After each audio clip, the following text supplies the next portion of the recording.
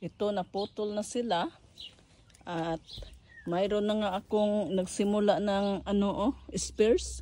Ito yung gugulayin ko kung mga 5 inches na sila. Noong last year, nearly 100 yung harvest ko na mga asparagus. At ito, iniiwan ko lang yan kasi pa ito, spread pa yan. Ayun, iniwan ko lang yun sila diyan. Ayun.